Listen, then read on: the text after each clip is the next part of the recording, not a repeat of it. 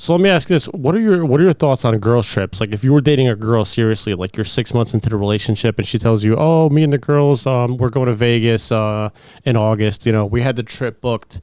You know, right around the time me and you met. Like, well, would you let her go? What are your thoughts on those type of trips? Well, simply put, I would not want her to go, and I would tell her to find her way out of that trip if she's in a serious relationship with me. Now, if she's single and she's just doing her thing, no guy, do your thing. Go on your trip. Go on your girl's trip. But the thing is that if you're in a relationship with me, at least with me, and all guys should look at this as women being in relationships with them, if they pull this all girls trip type of thing, then if she goes, when she comes back, she's single, and that's it. Yeah, I mean, simply put, girls trips are trips for hoes. It's a hoeing trip. That's what it really is. Girls don't go on vacation to go for brunch and do their nails and watch the sunrise. And girls go on girls trips to hoe around, to get drunk, to bar hop. Like I've had conversations with girls that came back from like Vegas and what's another one, Nashville. They do some wild shit on these trips. So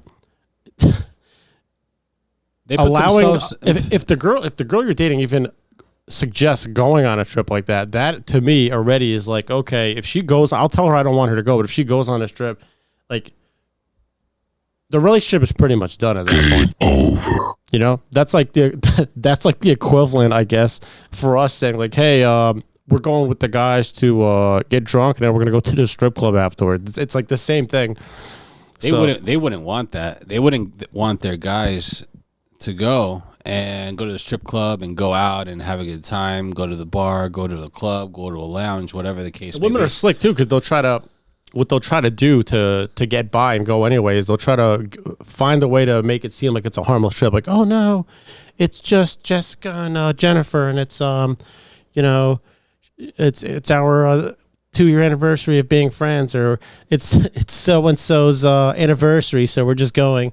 They'll try to make it innocent. They'll try to find. Women are very manipulative. They'll try to coax you into like allowing them to go and making it seem like it's like not a big deal. A girl's trip is a trip for hoeing. That's the only reason you would go. They don't go there just to like stay in their rooms, go out for a drink and lock in. They're going out, they're getting drunk every night. They're only going to post stories in like, times of the night where things seems normal. It's funny. Speaking of that, like when women post on social media, it always makes me laugh when they'll post that they're out somewhere, but they don't post any of the people with, and they're with a guy. But with the nights where they're out with the girls, they usually put the girls in. Like that's just an example. But if she went on a girls trip, I guarantee you she's only gonna post like the innocent times, like when breakfast or something, when they're on the beach. But when they're like, you won't see any snaps from like 12 till 4 a.m. If you let her go as a guy and she says, well, I'm going with my girls and my girls only, and that's all that's going to be around me. Stop the cap. Come on, ladies, don't lie. Don't lie, because you're going to put yourself in position to be around men. When you go on trips and you go out into different cities and you experience different places, different locations, I'm sure you go out to clubs, bars, lounges as well, entertainment spots. Don't you think you're going to run into guys? Come on, don't lie. You will run into the them. crazy, well, it's obvious. And on top of it, they know that they're not being supervised. Like that's another thing behind girls' trips. They're going on a girls' trip because their boyfriends aren't there. There's nobody there to see what they're doing or to like stop them. So, but the other thing I was going to say is that even if the girls that are traveling are all married or engaged, they might try to pull that one too. Like, oh, nothing's going to happen. Becky's married and Jennifer's engaged, and I'm with you. So doesn't mean anything. They cheat more than the single. Then they get wilder than the single ones. I think it's not limited to just girls in relationships or single it means girls. nothing. It's going to be married women. They're hoeing one way or another. There's going to be women that are engaged. There's going to be women that got married and are divorced. They're out and about. Come on, I would say the married ones hoe around. I've heard some horror stories. What goes on with married couples? It's pretty bad. It's pretty the cuckery that goes on with marriages. Sometimes it's so that wouldn't be an excuse, But this is where accountability comes in.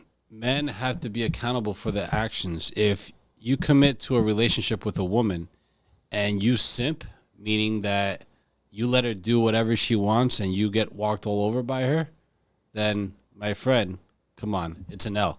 You're losing right there. She's off screwing around with another guy or guys, and she'll I'll tell you this: if she gets like waxed or something like that, or like new toenails and stuff like that before she goes on that trip, my friend, then it's game over. That's it. If you stay in that, that's so messed up. But this stuff happens, you know. That's why we're talking about it. So that's the thing.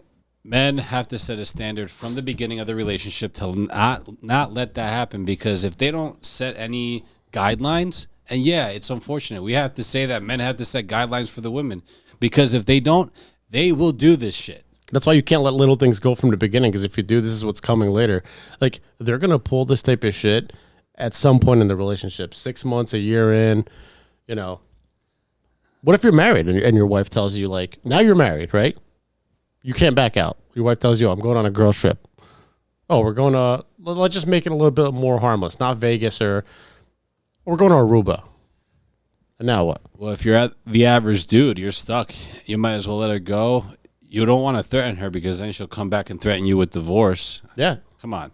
That's a tough one, right? It's like, what do you do then? That's why you don't get married either. You put yourself in a position where you're really stuck. Forget just a serious relationship or a basic relationship. I would say, okay, you're going with an air tag on your ass and a point of view camera, GoPro, live streaming what you're doing. Can't even trust them with that. No, Can't even trust them with that. Not even. It's a big no for me, and for many guys out there, for many men out there, it should be a big no as well. So don't let yourself be that guy. Don't put yourself in that situation, because a lot of guys put themselves in that situation, and it's their back against the wall and they're stuck.